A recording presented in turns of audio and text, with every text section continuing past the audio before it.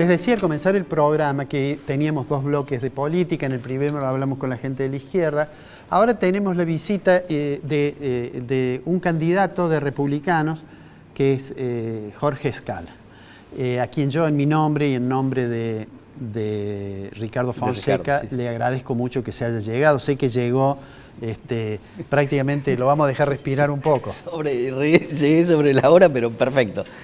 Muchísimas gracias a ustedes, es un gusto estar acompañándolos. Bueno, les quiero hacer una pregunta, después vamos a ir a las propuestas, pero quiero hacer una pregunta de algo que hay muchos analistas políticos que han visto como un fenómeno nuevo en esto de que mucha población joven, o una buena proporción de población joven, se ha inclinado hacia una mirada más de derecha, que a veces antes, digamos, la reacción muchas veces de los jóvenes iba quizás más por la izquierda. Quizás tiene que ver además con la aparición de, yo creo que es un fenómeno casi mediático, el de Javier Milei. ¿Ustedes perciben que eso es así en Córdoba o este es un fenómeno de Buenos Aires, digamos? No, yo creo que es un fenómeno de todo el país, no solo de Córdoba. Hoy Milei estaba haciendo un cierre en La Rioja, por ejemplo. Uno puede decir, La Rioja, ¿qué tiene que ver Milei o la derecha o qué sé yo con La Rioja?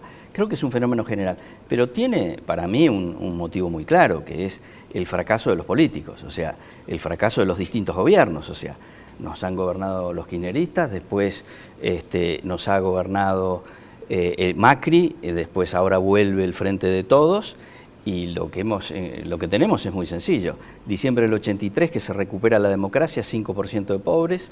Hoy, entre pobres e indigentes, el 50%. O sea, digamos, se ha multiplicado por 10 la pobreza en la Argentina, y ese es el legado, el triste legado de la democracia. No porque la democracia sea mala, sino porque los políticos son malos. Entonces me parece que los jóvenes han dicho, basta.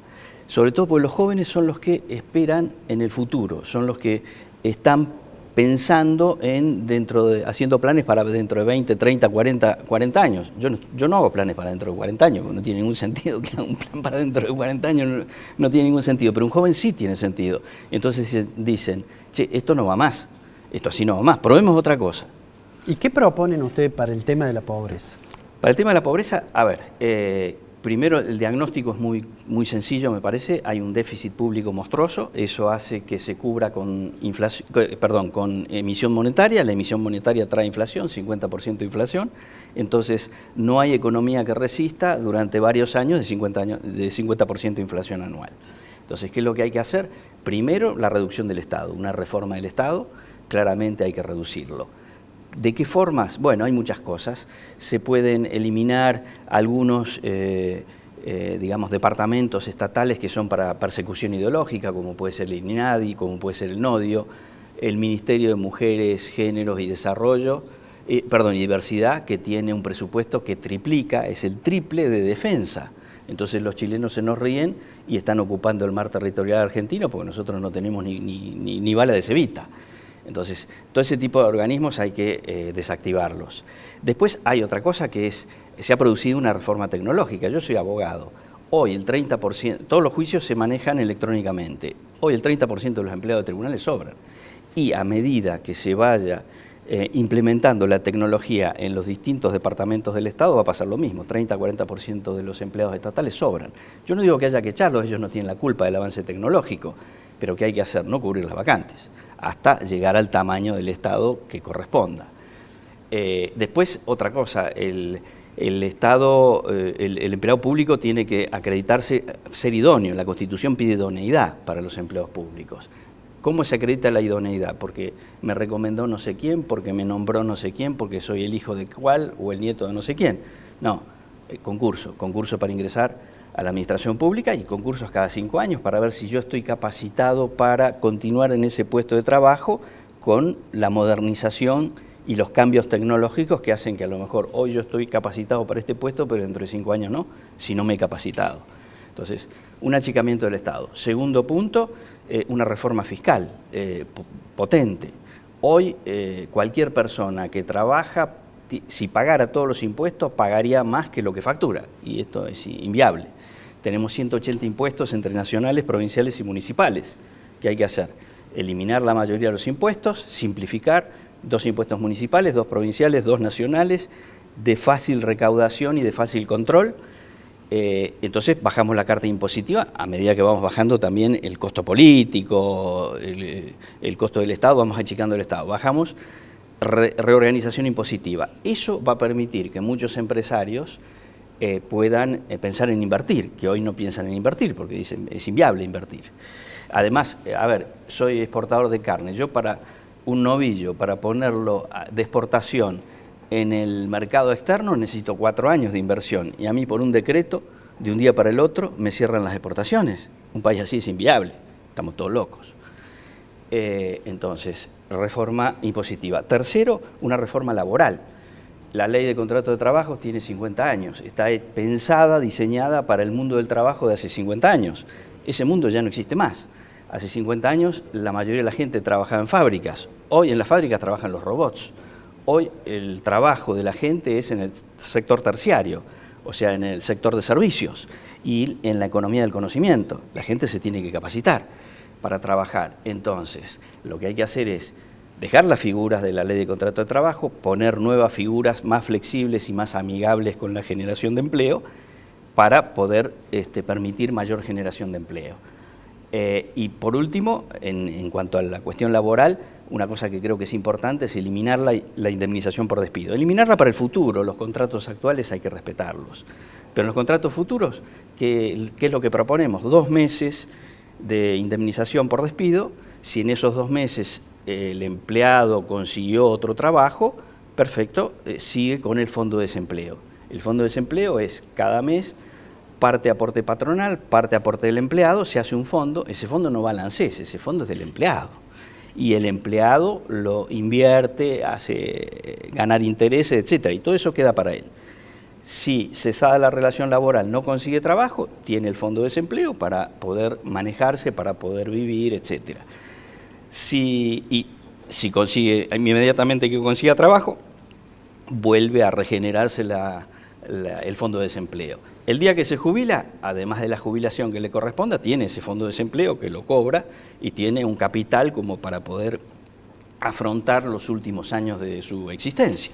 Le hago una pregunta que es la siguiente. ¿Ustedes se identifican mucho con las ideas de Milei? Sí, nosotros es una alianza entre el Partido Libertario y el Partido NOS, sí, de Juan José Gómez Centurión, con lo cual es más amplio y tenemos una mirada más amplia precisamente por haber hecho la alianza. Pero sí, efectivamente, una de las vetas claras... Una de las propuestas que hace, a partir de, digamos, de mirar el fenómeno inflacionario como una consecuencia directa de la cantidad nominal de dinero en la economía, Milei dice, lo que tenemos que hacer es cerrar el Banco Central. ¿Ustedes adhieren a eso? ¿Se imaginan una economía funcionando sin autoridad monetaria? La propuesta nuestra no va tanto... Esa es la de Milei, claro, sin duda, él propone eso. Nosotros lo que proponemos no es dolarizar la economía, o sea, sustituir los pesos que hay en circulación por dólares. Porque la gente ahorra en dólares en Argentina, el que puede ahorrar, la mayoría de la gente no puede ahorrar, desgraciadamente. Entonces... lo que significa eso es, digamos, quitar una herramienta de política económica que es la emisión monetaria. ¿Por qué? Porque en 80 años, digamos, esa herramienta ha sido en general muy mal utilizada y las consecuencias las hemos tenido que sufrir en el país. Entonces decimos, bueno, acá han gobernado militares, han gobernado conservadores, han gobernado liberales, han gobernado peronistas, han gobernado radicales, han gobernado el PRO, han gobernado de muchas corrientes ideológicas y ninguno pudo ponerle el cascabel al gato. Entonces, eliminemos esto, eliminemos la posibilidad de emitir moneda, dolarizando la economía. Pero claro, eso solo no sirve, o sea, si no achicamos el Estado, si no hacemos crecer la producción, eso es pan para hoy, hambre para mañana, o sea, va a pasar como con la convertibilidad, llegó un momento que reventó. ¿Por qué? Porque no se achicó el gasto público. No bajó el gasto público, siguió habiendo déficit fiscal y entonces empezó a complicarse precisamente la cuestión del dólar. Ahora, ¿usted tiene la idea de que uno podría, digamos, rápidamente dolarizar la economía? ¿Cómo? ¿tienen la idea que se puede dolarizar rápidamente la economía? No es rápidamente la economía. A ver, Porque el tipo de cambio, como no tenemos muchos dólares, sí, el tipo de cambio, sí, como relación entre la cantidad de dinero y sí, los dólares que tiene el Banco Central, nos daría un tipo de cambio muy alto y eso pegaría sobre el salario. Por supuesto. A ver, no es una medida inmediata ni es una medida fácil, porque si yo tomo la base monetaria argentina en pesos, para sustituirla por dólares, yo necesito unos 30.000, 35.000 millones de dólares que hoy no los tengo. O sea, hoy no los tenemos. Hubiera sido la oportunidad a lo mejor cuando se hizo el acuerdo con el Fondo Monetario Internacional, esa plata en lugar de dedicarla... El acuerdo de Macri. El acuerdo de Macri, en lugar de dedicar a pagarle el ICI y LEVAC, que se hubiera dedicado a dolarizar la economía. Hoy eso es muy difícil, yo creo que es el principal escollo es ese, ¿dónde consigo los 30.000 millones de dólares para poder hacer la sustitución? Porque si yo no hago la sustitución no estoy dolarizando la economía. Ese sí, es un punto...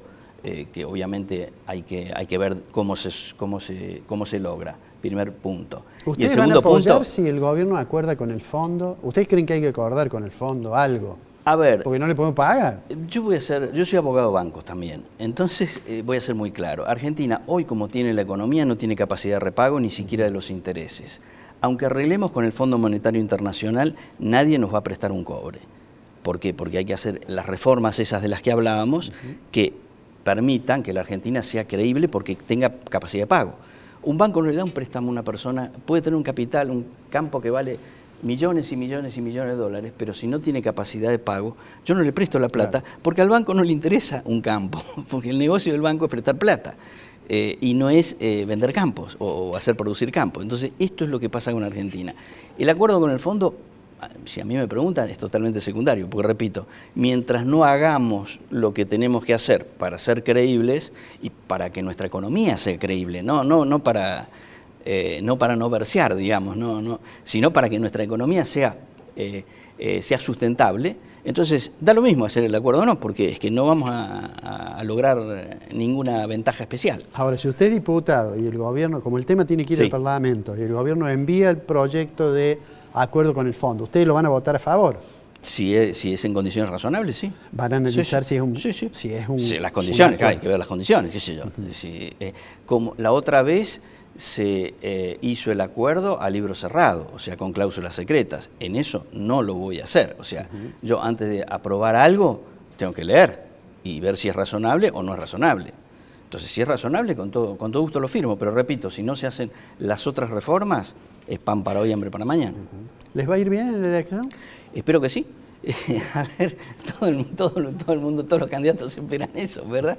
Pero yo creo que hay, dos cosas. Creo que hay un hartazgo muy grande de la gente común. En esta campaña hemos recorrido las principales ciudades del interior, charlado con gente, hablado con periodistas, y la verdad que hay un hartazgo muy grande. Esto es un hecho. Y además un hartazgo diciendo, ni Macri, ni el Frente de Todos, ni el schiarettismo, que en el fondo se votan todas las mismas leyes, nos han solucionado nada. Hay que buscar algo nuevo. Ustedes son lo nuevo porque son personas que vienen de la calle, de la actividad privada, saben lo que hay que hacer, tienen ética. A mí me pueden googlear, no tengo ningún problema, no tengo nada que ocultar. Otros candidatos, doctor, no sé si podrán. Le agradezco mucho que se haya llegado, sé que llegó corriendo, y le agradezco mi nombre y el nombre de Ricardo. Y seguramente después de la elección, en algún momento haremos una evaluación y los estaremos invitando para que nos den su opinión. Muchísimas gracias. No, al contrario, gracias a ustedes y me alegro que Ricardo esté mejorando de salud. Está mejor.